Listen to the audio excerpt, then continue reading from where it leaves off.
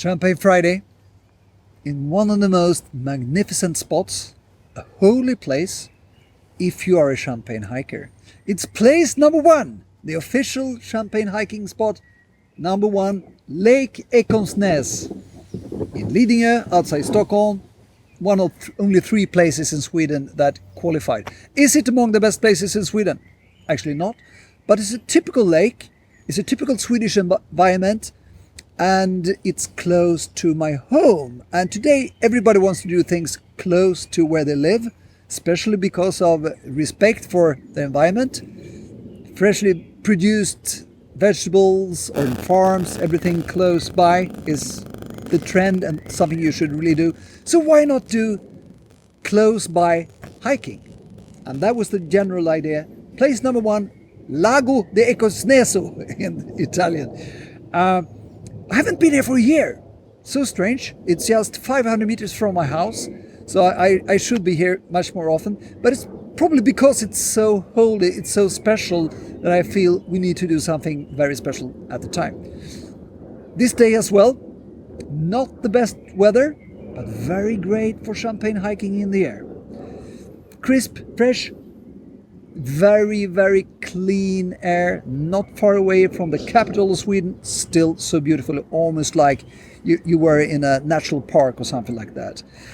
Temperature, very low for being summer, 12 degrees when we looked in the car before we came here. So what else could I say? Download the Champagne hiking app. Download the Champagne hiking app. You heard? That's the melody you should sing when you download it. On the occasion for the book and for the official tastings, it's 95 and 96 on Rio that I picked from this spot after many years of examination what will be most suitable for the place. And what I did for the book was also to have these 2 great vintages so close to each other, similar but also some very obvious differences in the characteristics from the vintage. And what we found the 2 times we did it is that depending on the light, depending on the time of the year, depending on the time and the smell in the air, different results. It started with the 95 as the winner, ending with the 96, the cooler it got. So probably today it would have been better with a 96. That's not what you're going to taste here. It's 5 new champagnes for me. And why could I bring a producer with so little fame to this famous place? Vincent, Charlot.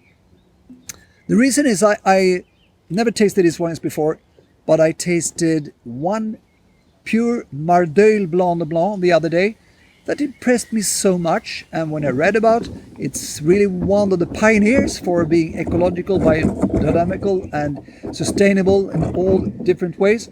Oak barrels, non-malo, very low dosage, you name it. I don't need to repeat all these kind of things, but one of the pioneers, becoming better and better, using those kind of methods, starting before others, having vineyards in Moussy and Mardeil, especially with these ones that I'm going to taste. So I start with this one. Charlot Tanneau 7 Seal. What is that? All 7 grapes.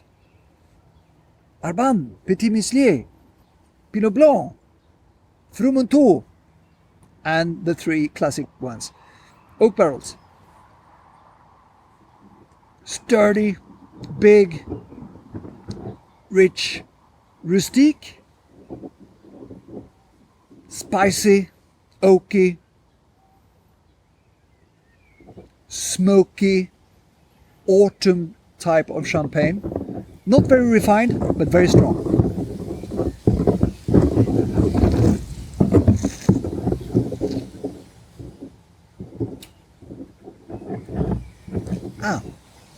Aftertaste. I start with the aftertaste, normally not, but I found something very obvious and typical there. Pinot Blanc in the aftertaste. That's pure Pinot Blanc, a little bit Alsacien in style. On the nose, more very tricky to say from what grape it's coming from. It's more the oak barrels and the Marne Valley rustiqueness, more Meunier, I would say. But at the end, you have this Pinot Blanc finish, and what is that? Slightly more quince and pears than apples. The apples are definitely not Granny Smith-like or rich Cox Orange. Sounds like a tricky way of differing different types of apples, but important thing, try that. Eat some different types of pears, apples, and you will see they're quite different in many ways. Not only the colors, but also the real types of apples. On the spiciness, there's peppery notes. There's a lot of white pepper in this one. Definitely not the sesame notes that we're searching for after the success with especially Celos. I end up saying, yeah, interesting, great. No, definitely not. Look at this. Look at the color. What is this? A Blanc de Noir from 55? No, but it says 55 on the label, which is Vieille Vigne de 1955. La Dune. Single vineyard, 100% Pinot Meunier from a single vineyard in Mardeuil, planted in 1955, and the vintage is 16. The previous one was from 17. This is 16. And color-wise, I love it. I think it's so intense, so bronze-like. Sometimes, the few times I tasted really old Boulanger Vieille Vigne Française, the color is very similar to this one. Tremendous nose. I fall in love direct. I like this very much.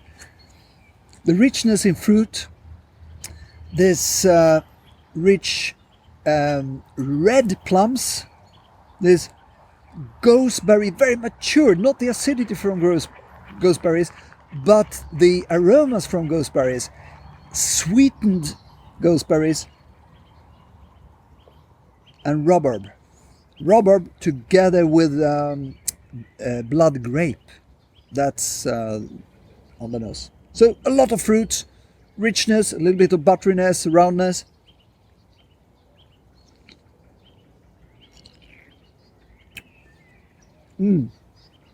Wow. A taste that fits the landscape. A taste that you should have in evenings or in low temperatures like we are right now, 12 degrees. Beautiful fruit. Tremendous wine. Pure Pinot Meunier, the grape that I very rarely embraces fully, but this is a great example of tremendous Pinot Meunier. Leaving the skins for a longer time, obtaining the color from a little bit of bleeding, and that also gives a hint of extra spiciness and some more almost rosé-like notes. Probably the best of them all, but let's see. Very impressive. Next one, pure Pinot Noir. Was that the case? Yes. Single vineyard, Vossenel, Vieille Vigne, 2015.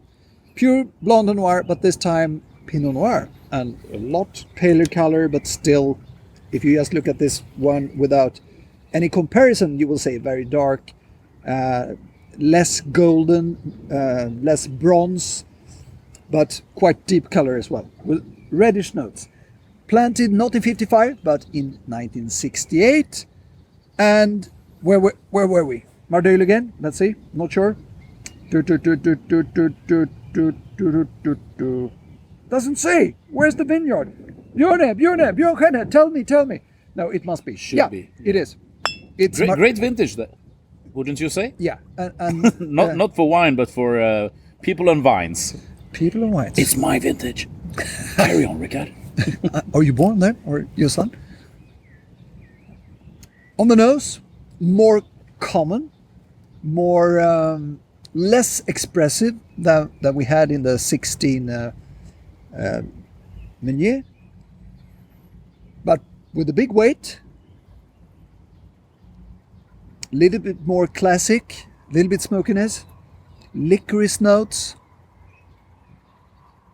some wooden notes as well.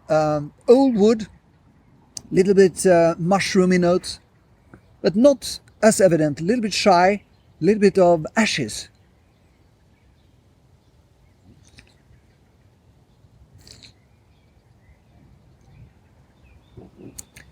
Much tighter, more focused, less flattering, probably much more age-worthy.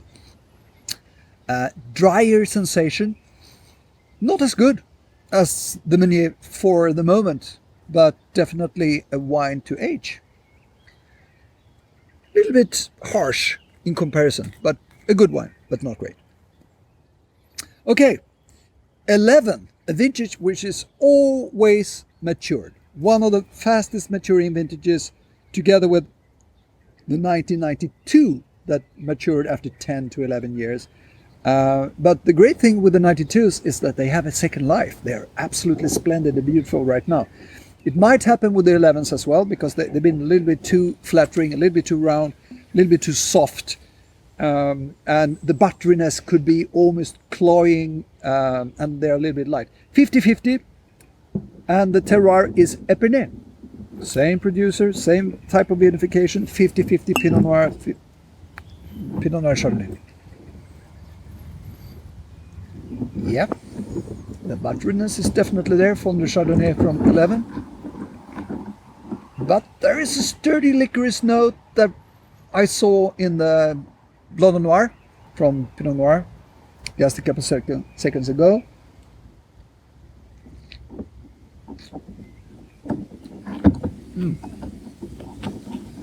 Not that impressive on the nose, but very impressive on the palate. It's rich. It has this very rarely seen accelerating aftertaste, where it starts slightly small and it goes like this. You get more and more gunpowder aromas, you get more and more of the butteriness, and most of all you get more spices and smoky notes. Very rich, very nice. Similarities to the Blanc de Blanc that I tasted the other week that made me so impressed that I brought them here.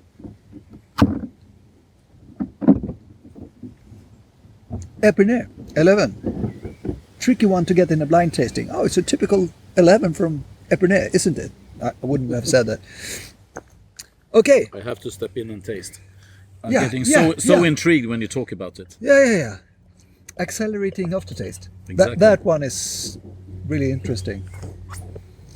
Taste it, yeah. I move on to the last but not least. 2012, and it's La Dune again. We had La Dune before. Where was it? It was the vineyard planted in 1955. This time rosé, and this time 80% Pinot Meunier, not the 100 which we had in the most impressive of all the champagnes. Sagnier method, beautiful color.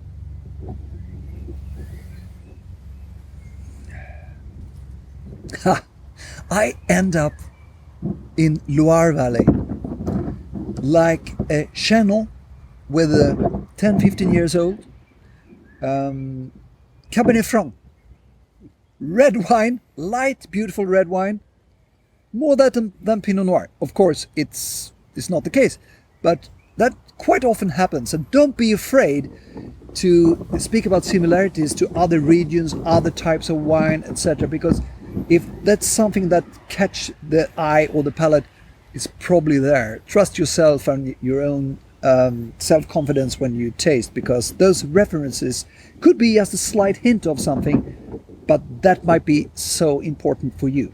This is for me Cabernet Franc similarities, Loire Valley, and a very delicate, little bit cassis note, but not as obvious as Cabernet Franc, Cabernet Sauvignon, more Cabernet Franc. And partly because you have this strong, chalky minerality in a champagne, of course, and that combination with those cassis notes goes more towards Loire Valley than to Bordeaux.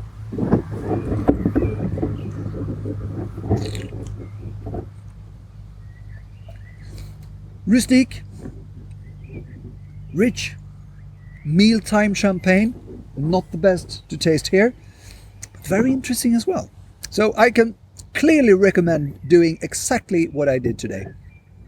Buy the entire portfolio from Charlot and taste them and just be amazed how different they are, how strong expressions they are made from, and how important it's been for the producer just to let the wine go as far as it wants.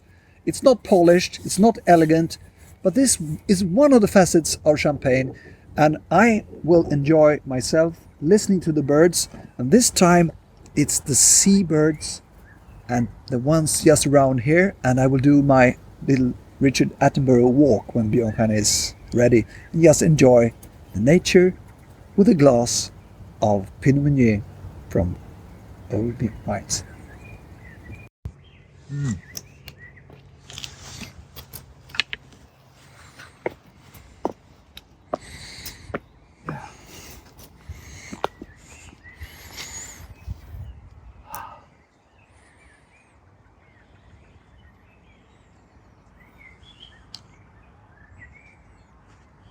It's really something special with Lake Ekholmsnäs and a champagne like this. It's a short period of time in the Scandinavian countries where you have this explosion of nature and this purity that you can enjoy. Short period, but a really beautiful period. Come to Sweden, go to Lake Ekholmsnäs, make the first champagne hiking. Place number 1.